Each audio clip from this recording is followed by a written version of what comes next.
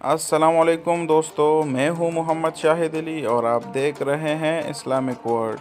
आज की इस वीडियो में हम खारपुश्त के हवाले से बात करेंगे, जो कि एक अजीब व गरीब जानवर है।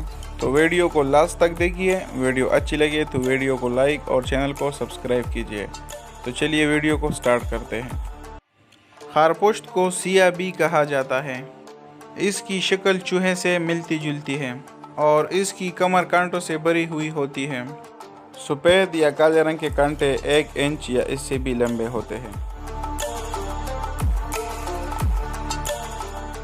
इसकी लंबाई तकरीबन 1 फुट और ऊंचाई 9-10 इंच होती है। इस जानवर की एक हैरत अंगेज़ बात यह है कि सर्दियों की आमद से पहले ये बहुत सी खुराक खाकर अपने जिस्म के अंदर बहुत ज़्यादा चर्बी जमा कर लेता है और सर्दियों का मौसम आते ही किसी दरख्त की जड़ में अपने लिए सुराख खोद कर इसमें घास फूस जमा करके इसके ऊपर सो जाता है। इसकी ये नींद सर्दियों की इख्तिताम तक जारी रहती है। इस दौरान इसके जिस्म में मौजूद ज़ायद चर्बी इसके मादे को खुराक फराहम करती रहती है। सर्दियाँ ख़त्म होते ही ये जाग जाता है।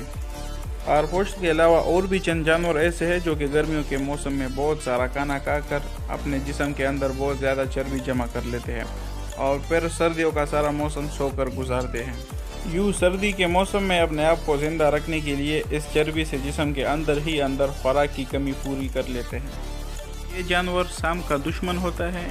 यूँ तो ये जानवर बहुत से कीड़े मकोड़े खाता है, लेकिन साम इसकी पसंदीदा खुराक है। ये साम को अपने मुंह से आसानी से पकड़ लेता है और उसे मारकर उसकी दुम की तरफ से खाना शुरू कर देता है। ये सिर्फ रात को ही खुराक की तलाश में निकलता है। खारपुश्त का सबसे बड़ा दुश्मन बिच्छू है। बिच्छू आमतौर पर खारपुश्त से ज़्यादा ताकतवर होता है। अक्सर वो खारपुश्त को हलाक कर देता है।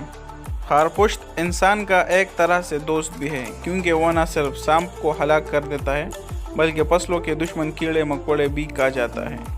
आज की वीडियो यहाँ तक थी, तो मिलते हैं एक नए वीडियो के साथ। तब तक दीजिए हमें इजाज़त। अल्लाह हाफ़िज़।